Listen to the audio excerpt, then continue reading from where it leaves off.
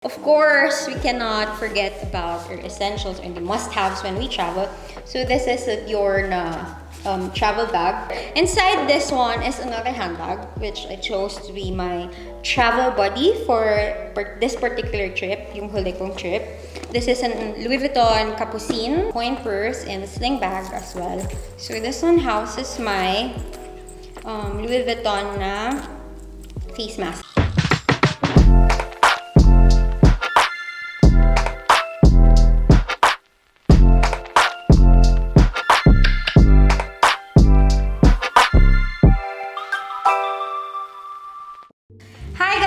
Welcome back to my channel. This is Aimee, and today is going to be a very exciting episode because a lot of people have been asking for this. They wanted to see what's inside my bag whenever I travel.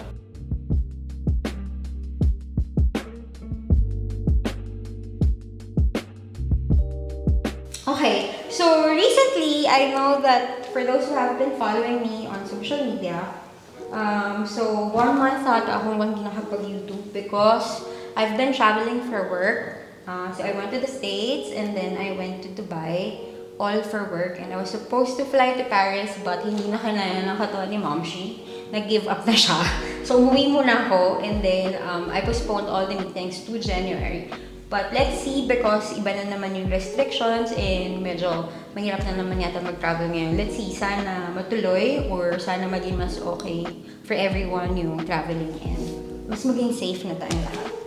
Okay, this is just like a mock-up of what I usually have on my travel bags because syempre, hindi naman pwede lahat ng nakalagay ipakita ko. But this is what the last travel, I brought for my last travel actually, yung nakalagay dito sa hand carry ko na bag. So I have a hand carry and I have this one, yung aking Aimee bag, yung Dior book tote that I usually use for travels. I have this in other variations as well, but I particularly chose this one kasi parang yung kaleidoscope, lagi ko siyang ginagamit.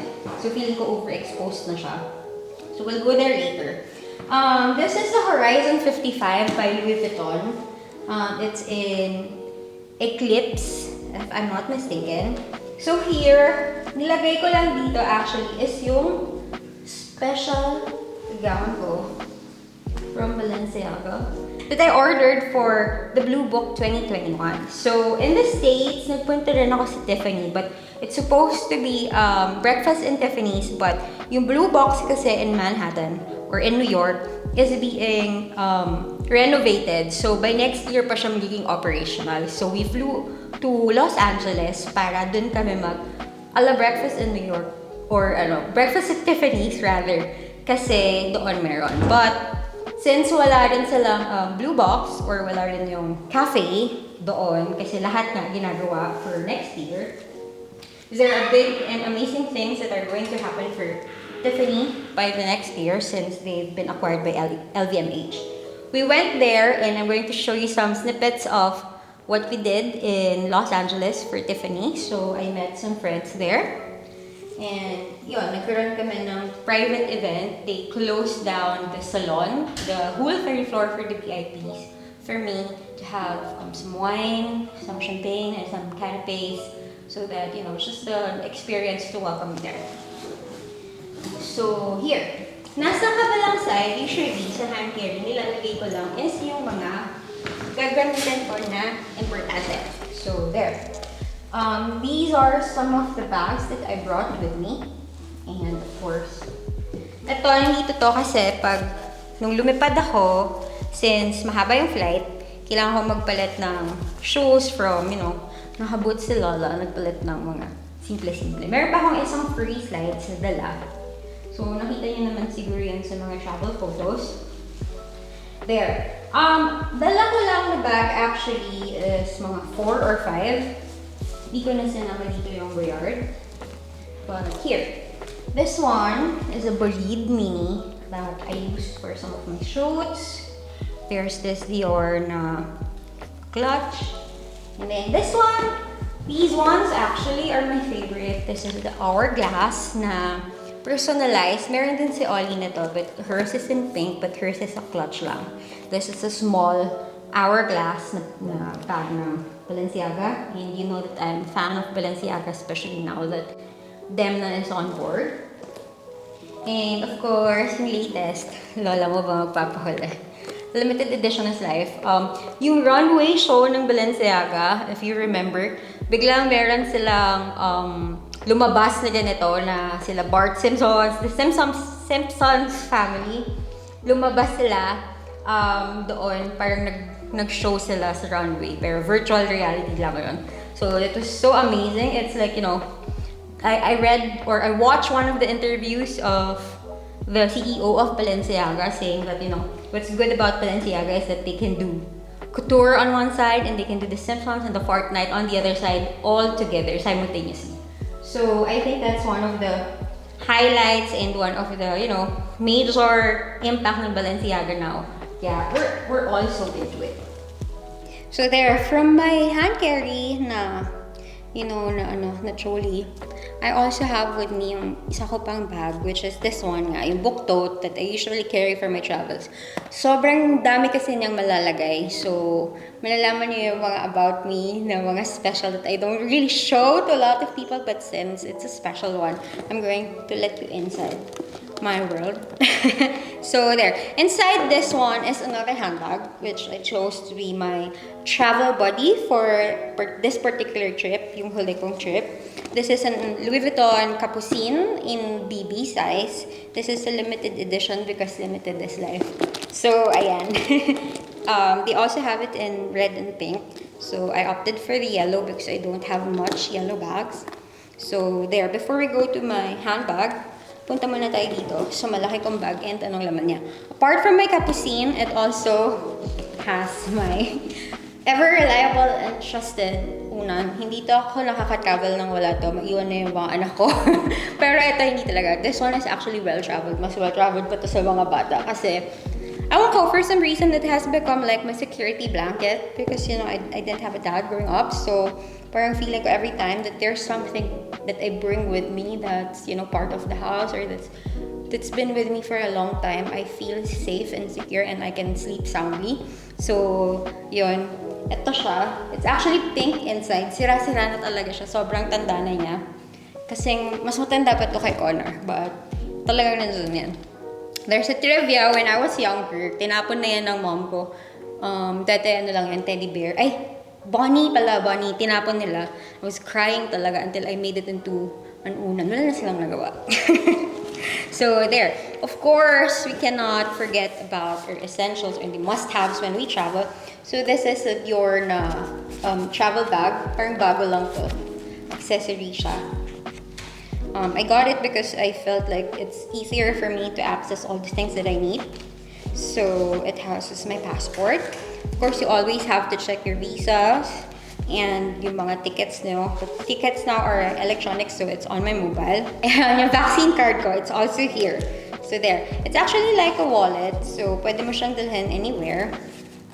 The small one, I actually put yung chain that I use for my face mask.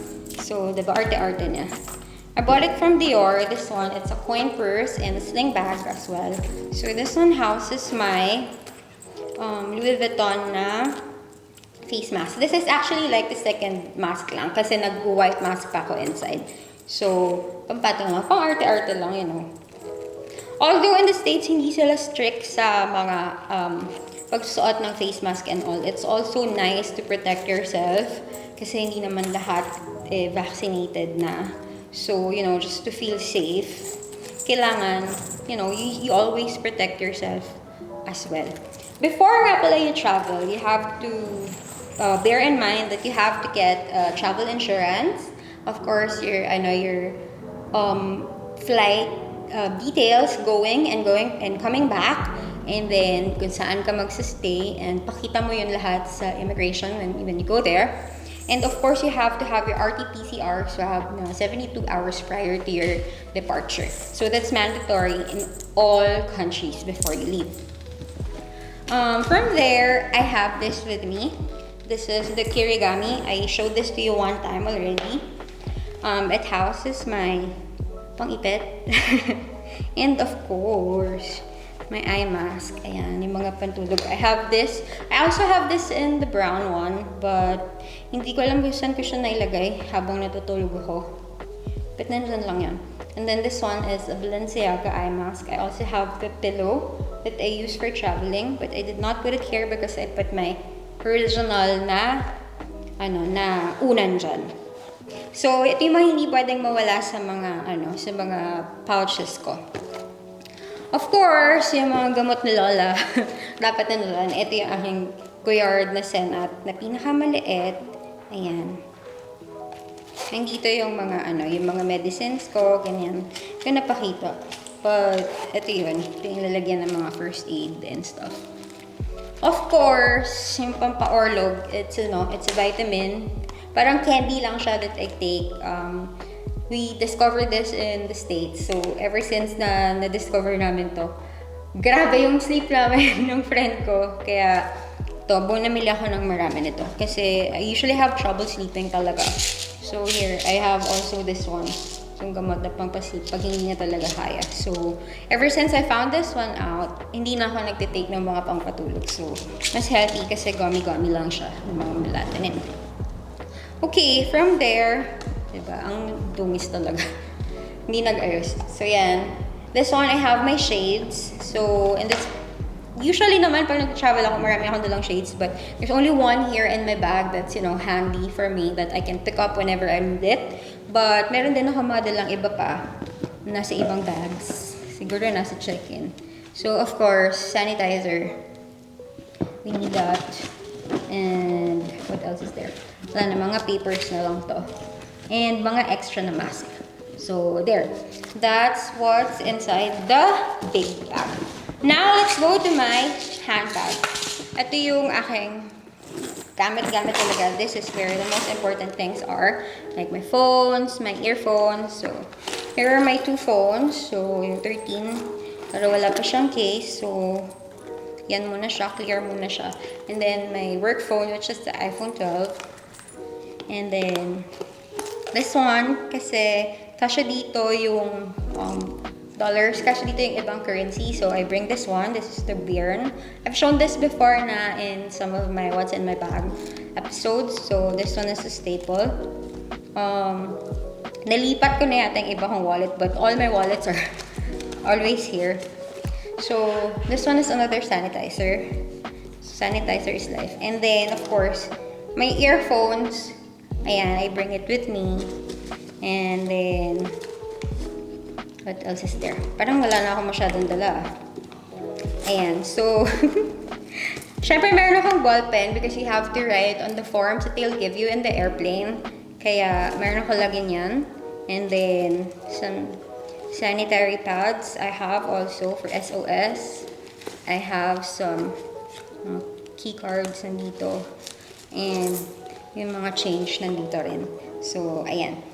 That's practically what's in my bag whenever I'm traveling kasi hindi ako nagdadala ng masyadong marami just to avoid confusing myself as to what I have in my bag. Kasi parang feeling ko, mawawala ko siya. Kunyari, when we ride Uber or we ride something else or maglilipad na naman, feeling ko kapag maraming laman yung bag ko, feeling ko may mawawala at may mawawala or may iwanan ako. So, hindi ko masyadong nilalagyan ng marami as compared to whenever I'm home or when I'm in the country. Kasi feeling ko yun nga, wala akong kasama, wala akong assistant na kasama. So, hindi ko mababantayan lahat ng gamit ko at the same time. So, there. Technically, that's all that's in my bag, in my travel bag. As for my last travel, and since I'm traveling again next year is in a couple of days. So, I'm also going to prepare it with you so that you'll have first-hand, pasilip on what's going to be inside my travel bag when I fly to my next destination. So, there. Again, reminding you na kapag bago kayo lumabas ng Pilipinas, you have to be fully vaccinated because they will not allow you inside the plane without your vaccination. And then, yung 72-hour na RT-PCR test, that's very, very important. Nagkaroon ako ng medyo problem noon sa LA when I was flying to Dubai because apparently, wala akong RT-PCR before flying because dapat doon ako magsuswab pagdating ko But it wasn't the case for Emirates. So, lala mo Hagardo, naka-boots-boots pa siya. Hindi ako nakapag-vlog noon at all. Hindi ako nakapag-take ng photos. Ganda ng OOTD ko that time. Pero, kasi nga, pumunta pa ako. Balik-balik ako sa iba't ibang terminal just so I can have my swab done. And yun, I was able to catch my flight naman that time. So, there. I think that's about it with, getting ready with me or what's inside my travel bag. For now, I'm going to see you again on my next episode. Don't forget to like, subscribe, share, or comment down below on what you'd like to see on our videos next time. And of course, notification bell button right here so that you'll get to be notified with whatever it is that we're going to do on our channel next time. I'm going to see you again soon. Thank you. Bye!